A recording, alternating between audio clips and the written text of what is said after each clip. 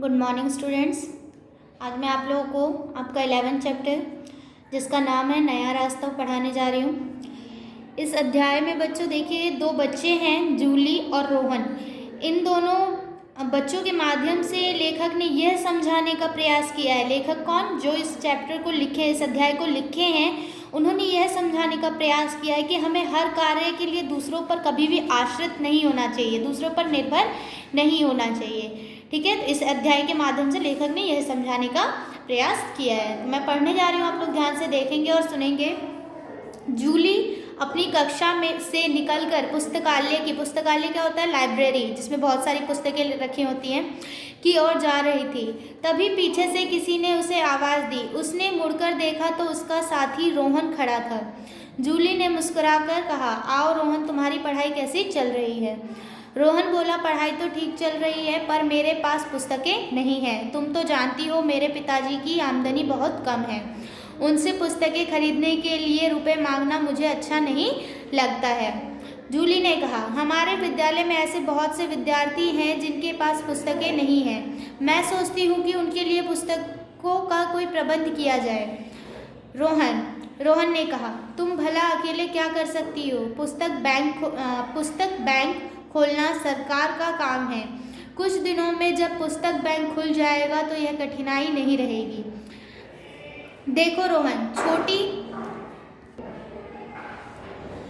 छोटी बातों के लिए सरकार का मुंह ताकना ठीक नहीं है। हमें खुद भी आगे आना चाहिए। अपनी सहायता आप करने से हमारी उन्नति शीघ्र हो सकती है, जूली ने दृढ़ता से कहा।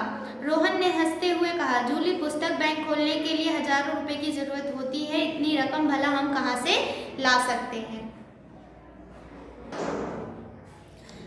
जूली यह सुनकर मुस्कुरा दी। वह बोली, इस बारे में अभी कुछ मत पूछो। मैं तुम्हें बाद में दिखलाऊंगी कि विद्यार्थी चाहे तो सब कुछ कर सकते हैं। रोहन को हंसी आ गई। वह बोला, तुम चाहो तो बहुत कुछ कर सकती हो, पर अभी तो मुझे बस एक पुस्तक की आवश्यकता है। उसके बिना मेरा अध्ययन रुक रहा है।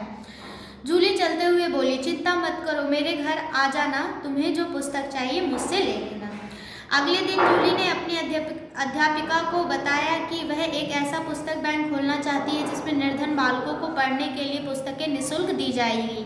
पुस्तक बैंक के लिए पुस्तकें खरीदने के लिए विद्यार्थियों, शिक्षकों और शहर के लोगों से चंदा लिया जाएगा। अध्यापिका जूली की बात सुनकर बहुत प्रसन्न हुई। उन्होंने कहा, जूली शाबाश, जो काम सरकार करना चाहती है उसे पहले ही आरंभ करके हम एक अच्छा कदम उठाएंगे। तुम्हारे इस विचार से मैं सहमत हूँ। उसी दिन स्कूल के विद्यार्थियों और अध्यापक अध्यापिकाओं की एक सभा बुलाई गई। मीटिंग जो होती है वो बुलाई गई। इसमें पुस्तक बैंक खोलने का विचार हुआ। इस विचार से सभी लोग सहमत थे। जूली ने पुस्तक बैंक के लिए चंदा इकट्ठा करना शुरू कर दिया। सभी लोग ने दिल खोलकर चंदा दिया। किसी ने रुपए दिए तो किसी ने पुरानी पुस्तक बैंक के लिए दी। शीघ्र ही पुस्तक बैंक खुल गया।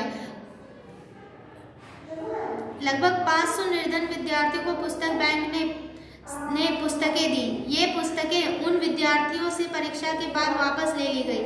प्रमुख बात यह थी कि निर्धन विद्यार्थियों से पुस्तक बैंक के लिए 1 रुपया भी चंदा नहीं लिया गया। बच्चों, गुजरात में बनासकांठा नामक एक जिला है। इसी जिले के एक छोटे से हाई स्कूल में यह पुस्तक बैंक खोला गया है। यह बैंक इस बात का उदाहरण है कि विद्यार्थी चाहे तो परिश्रम से नई राह स्वयं बना सकते हैं। जिस प्रकार जूली ने गरीब और एवं निर्धन छात्रों की सहायता के लिए पुस्तक बैंक खोलकर उदाहरण पेश किया, उसी प्रकार हम लोग भी फजूल खर्ची रोककर बचे धन को गरीबों को देकर उनकी सहायता कर सकते हैं। निर्धन के पेट भर सकते हैं। भरने के लिए भोजन एवं तन ढकने के लिए वस्त्रों की आवश्यकता होती है, जिसको हम पूरा कर सकते हैं। ठीक है, तो यही है इस चैप्टर में। जिस प्रकार जूली सरकार पर आश्रित ना होकर खुद ही पुस्तक बैंक खोलने का निर्णय करती है, उसी प्रकार हमें भी अपना सारा काम दूसरों पर नहीं थोपना चाहिए और ना ही उस सब काम के लिए दूसरों पर आश्रित होना चाहिए। ठीक है, तो ये आपका चैप्टर, आप लोग इसको अच्छे से रीडिंग करेंगे, समझेंगे। जो नहीं समझ आता है वो मुझसे कमेंट करके पूछेंगे। ठीक है, नेक्स्ट डे मैं आप लोगों को इसको एक्सरसाइज और वर्ड मीनिंग सेंड कर दूँगी। Okay, thank you.